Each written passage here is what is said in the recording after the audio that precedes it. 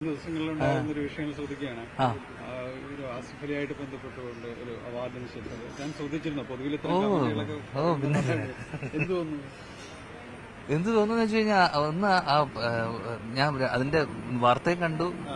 അങ്ങോട്ട് വേണം അല്ല, എനിക്ക് കുറച്ച് ചോദിച്ച ആളോട് പറയാനാണ് കുറച്ചുകൂടെ. അപ്പോ അല്ല, അത് കണ്ടപ്പോ എന്താന്ന് വെച്ച് കഴിഞ്ഞാൽ ഞാൻ ഇന്നലെ 24-ന്റെ ന്യൂസും കണ്ടു. പുള്ളി വന്നിട്ട് സംസാരിച്ച രണ്ട് സാധനങ്ങളുണ്ട്. അപ്പൊ പുള്ളി എന്തുകൊണ്ടൊരാൾ അങ്ങനെ ചെയ്തു എന്നുള്ളതാണല്ലോ. കാരണം ഒരേ ഫ്രട്ടേണിറ്റിയിൽ സിനിമ, മ്യൂസിക്, ഇതൊക്കെ പുള്ളി അതേ ഫ്രട്ടേണിറ്റിയിൽ വർക്ക് ചെയ്യുന്ന ഒരു മ്യൂസിക് ഡയറക്ടർ, ആസിഫ് ഇത്രയും സീനിയർ ആയിട്ടുള്ള ഒരു ആർട്ടിസ്റ്റ്. അപ്പം എന്തുകൊണ്ട് അങ്ങനെ ചെയ്തു എന്ന് പറഞ്ഞതിന് പുള്ളി പറയുന്നത് വെച്ച് കഴിഞ്ഞാൽ പുള്ളിയുടെ പേരെന്തോ മാറി വിളിച്ചു, സന്തോഷ് നാരായൺ എന്ന് വിളിച്ചു. അതോടൊപ്പം തന്നെ പുള്ളിനെ പിന്നെ എനിക്ക് തോന്നിയ ഒരു മൊമെന്റോ ഒക്കെ നമ്മൾ ഒരാളെ കൊടുക്കുന്ന സമയത്ത് അറ്റ്ലീസ്റ്റ് മിനിമം അതിന്റെ ഒരു ഓർഗനൈസിംഗ് പരിപാടി തന്നെ എനിക്കൊരു പാളിച്ച തോന്നി. കാരണം എന്ന് വെച്ചാൽ അങ്ങനെ ഒരാളെ പുള്ളി ഒരു സീനിയർ ആയിട്ടുള്ള ഒരു മ്യൂസിഷ്യനെ നമ്മളൊരു വേദിയിലെങ്കിലും വിളിച്ചിട്ട് മൊമെന്റോ കൊടുക്കണം. അപ്പൊ പുള്ളി ആ രീതിയിൽ മാനസികമായിട്ട് പുള്ളി ഭയങ്കര വിഷമിത്തലായിരുന്നു. അതുകൊണ്ടാണ് പുള്ളി ആസിഫിനെ അല്ലെങ്കിൽ ആസിഫിനെ മൈൻഡ് ചെയ്യാതെ പോയതെന്നാണ് പറയുന്നത്. പക്ഷെ നമ്മളൊരാള് എംബാരസ്ഡ് ആയി ഇൻസൾട്ടഡ് ആയി നിൽക്കുന്ന സമയത്ത് നമുക്ക് വേറൊരാളെ അതേ നാണയത്തിൽ നമുക്ക് വേറൊരാളെ ഇൻസൾട്ട് ചെയ്യാൻ പാടുണ്ടോ? അതേ ഫീലിംഗ് തന്നെയല്ലേ സെയിം ആളും അനുഭവിച്ചിട്ടുണ്ടാവോ? നമ്മൾ വിഷമത്തിലിരിക്കുകയാണ്.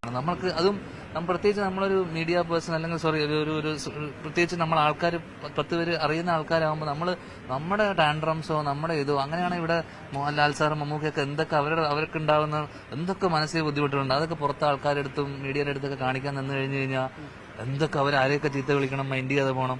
അപ്പൊ അതൊന്നും ഇങ്ങനെയുള്ള ഒരു പ്രത്യേകിച്ച് ഒരു പൊതുവേദിയിലൊന്നും ഒരിക്കലും എല്ലാരും കാണല്ലേ. അപ്പൊ കാണുന്ന സമയത്ത് ആസിഫിനെ പോലത്തെ ഒരാളെ ഇങ്ങനെ ഇഗ്നോർ ചെയ്യുക എന്ന് വെച്ചാൽ പുള്ളി ആദ്യം പറഞ്ഞത് പുള്ളി തോളിൽ തട്ടിയിരുന്നു. അപ്പൊ പച്ചക്കള്ളല്ലേ, പുള്ളി തോളിൽ നിന്നും തട്ടിയിട്ടില്ല. പിന്നെ കുറച്ച് കഴിഞ്ഞ് വാർത്തയൊക്കെ കഴിഞ്ഞ് രാത്രി ആയപ്പോഴേക്ക് പുള്ളി മനസ്സിലായത് പണി വളയെന്ന് മനസ്സിലായപ്പോൾ പുള്ളി പറഞ്ഞു അത് സോറി എന്ന് പറഞ്ഞു. ഇപ്പൊ സോറി ഒന്നും പറഞ്ഞിട്ട് ഒരു കാര്യമില്ല. ചെയ്തത് തെറ്റ് തന്നെയാണ്. ആസിഫ് അത് ഒരു ചെറിയ ചിരിയോടെ അത് അവസാനിപ്പിച്ചു. അതിനെ മൈൻഡ് ചെയ്തില്ല. അങ്ങനെയുള്ള ആൾക്കാർ നമ്മൾ ഈ ഒരു ചെറിയ ചിരിയിൽ നിന്ന് ഒതുക്കുക എന്നുള്ളത് മാത്രമേ ഉള്ളൂ. അതുകൊണ്ട് എന്താ അതല്ല കൈയടി അല്ലെങ്കിൽ സിനിമ അഭിനയിക്കുന്ന നമ്മൾ കൈയടി കിട്ടുന്നുണ്ടല്ലോ. ഇതുകൊണ്ടൊരു കൈയടി, ഒരു മൊമെന്റ്, ഒരു നിമിഷം പുള്ളിക്ക് ഒരു വിഷമം ഉണ്ടായിട്ടുണ്ടാവുമല്ലോ. അത് നമുക്ക് ആ ഒരു ഫീലിംഗ് വരുമ്പോഴേ നമുക്കത് മനസ്സിലാവുള്ളൂ. അത്ര ആൾക്കാരെ മുന്നിൽ ഒരു എംബാരസ്ഡ് ആവുക എന്ന് പറഞ്ഞു. അപ്പൊ അതേ നാണയത്തിൽ വേറൊരാളെ പുള്ളി അത് ചെയ്തപ്പോ പുള്ളി അതിന് കുറെ സോറിയൊക്കെ പറഞ്ഞു. പക്ഷെ അതെനിക്കൊരു സോറി ആയിട്ട് എനിക്ക് തോന്നി. അത് മനസ്സിൽ നിന്ന് പറഞ്ഞൊരു സോറി ആയിട്ട് തോന്നിയില്ല. അതൊക്കെ എന്ന് വെച്ച് കഴിഞ്ഞാൽ നമ്മൾ എവിടെയെങ്കിലുമൊക്കെ എന്തെങ്കിലുമൊക്കെ ചെയ്തു കൂട്ടിയ സാധനത്തിനൊക്കെ കാണിച്ച അഹങ്കാരത്തിനൊക്കെ ദൈവം വഴിയെ ഇതുപോലൊരു സാധനമായിട്ട് എനിക്ക് തിരിച്ചു കൊടുത്ത പോലെ എനിക്ക് ഫീൽ ചെയ്തു. അത്രേ ഉള്ളൂ.